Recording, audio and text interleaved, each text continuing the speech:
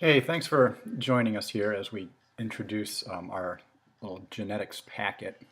So here, this is designed to give you some homework help to help you with our genetics packet. So hopefully you have this. This is the genetics packet here. Now what makes these problems, at least to begin with, a lot different than maybe genetics problems you've had as a freshman or even in middle school?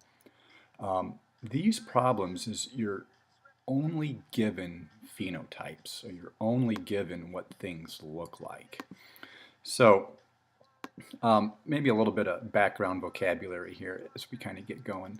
But yes, once again, if you're only given phenotypes, the reason we did that is because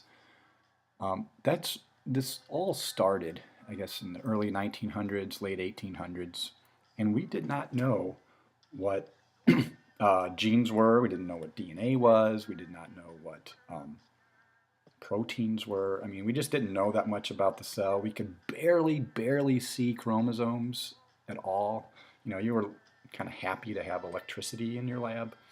So the thing I like about these genetic problems is it really is kind of historically how this whole field of biology developed, and you're only given what the things look like.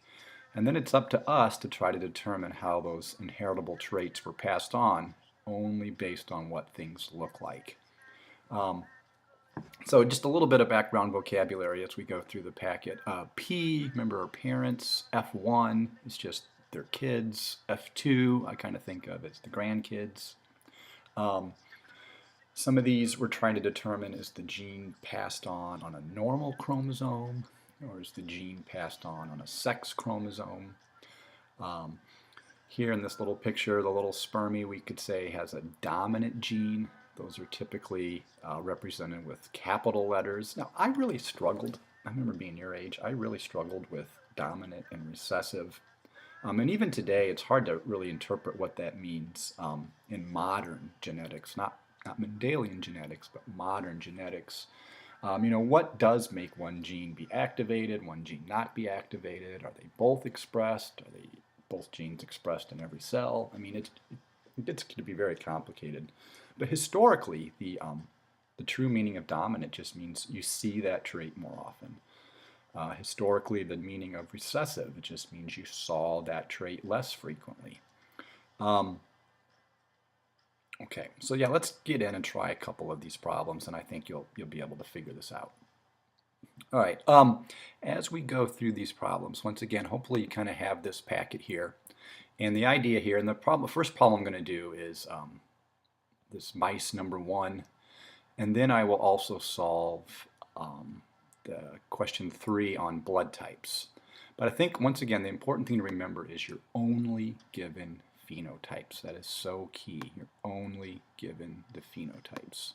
So, okay, here we go. So here's how I kind of approach this, setting up your Punnett squares. Okay, so we have a red-eyed mouse and a white-eyed mouse. That's the only thing we know, what they look like. And then we know that all of their babies are also red-eyed. So if all their babies are red-eyed, I went ahead and assumed that was dominant. Now you don't really know, is it heterozygous, is it homozygous? I mean, once again, we're just making up letters. But if all of the babies come out to have red eyes, then you can figure out, essentially assume, that the red-eyed parent was homozygous dominant for red eyes. Oh, gosh, I'm sorry about my hand here. I was cleaning out the gutters all weekend and kind of scratched up my arm. But anyway, okay. So yes, if the heterozygotes look red-eyed, we say that is complete dominance. Now, the idea is the way you keyed this out, the way you set up that cross, it should also hold true in the second cross. All right, if that is an accurate mode of transmission. So as you go through this, if I take, yeah, kind of inbreeding these mice, I guess. So you just take these brothers and sisters, throw them in a cage, they start running around, they start jumping on each other. A few weeks later, there's some babies that show up in your cage, and yes, 3/4 of them or so, 3/4 of them are red-eyed, and then 1/4 of them would be white-eyed. All right, let's skip ahead to the blood type problem. This would be an example of co-dominance. So once again, you're only given what things look like. You're only given those phenotypes. And that's, like I said, that's kind of the way this all started. We really only knew what things looked like. Okay. So as we're going through this, I just kind of write down what I start with. I got a person with blood type A, a person with blood type B. Now, blood types, really all that is are just proteins that are on the cell membrane of your blood cells. So when I solve these blood type problems, I am drawing chromosomes. That little squiggle there, those little squiggles are supposed to be chromosomes. And then I'm just going to use a letter to represent those genes. So if they're type A, I guess I really didn't know. They could have been heterozygous for type A or heterozygous for type B, but if they were, you would not have got 100% of the offspring looking the same. And so you see this set up a lot in these genetics crosses where your P generation are a lot of times pure breeders or a lot of times are homozygous. And really, once again, we just know what they look like, but by looking at what the babies look like, we can kind of assume that for that trait, the parents were pure breeders or homozygous. But we got all the same babies there with AB. And now then these babies here are going to grow up and develop and mature, and then we'll cross them. And when we do this cross, we get different results, but we should have type A blood showing up, type B blood showing up, and type AB blood showing up. So the idea is if the A proteins are on a blood cell, it's type A. If the B proteins are on the blood cell membrane, then it's type B.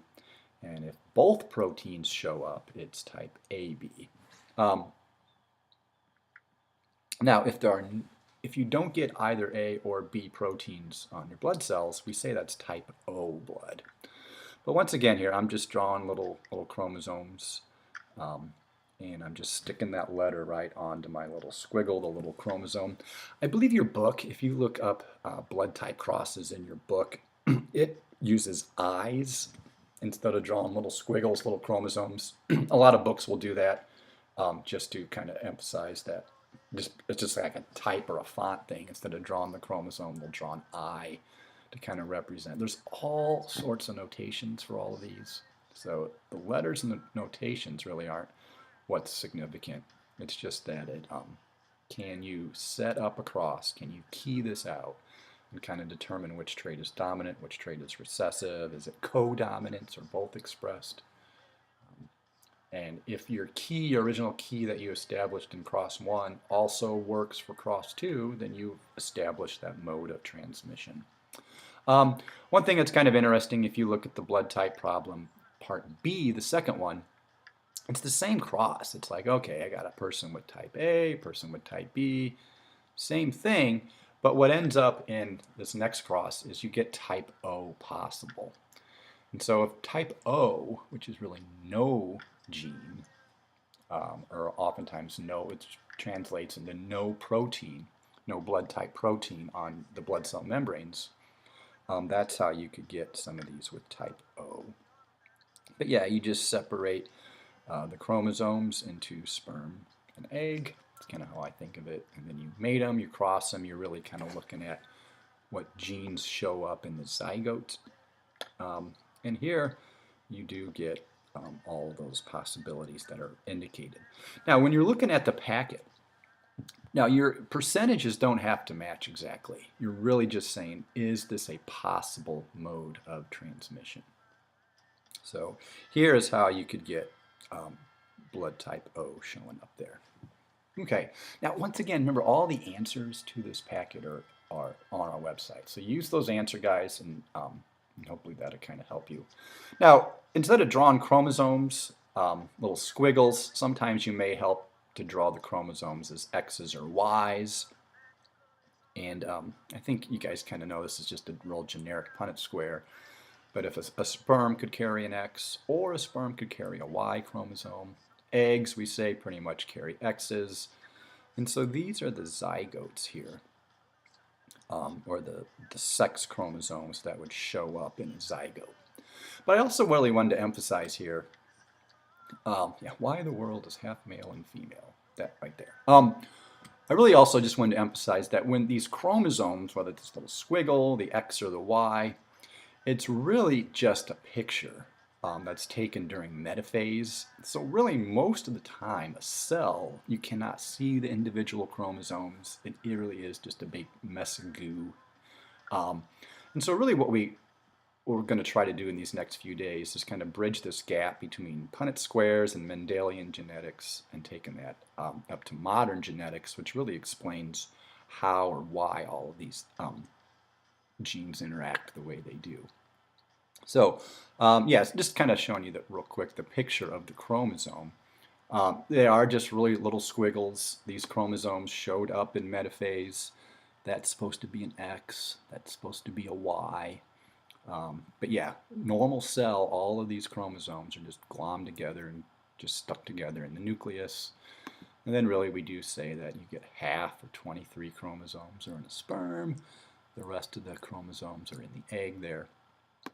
But yeah, what this whole packet, again, is really based on, it's all kind of called Mendelian genetics.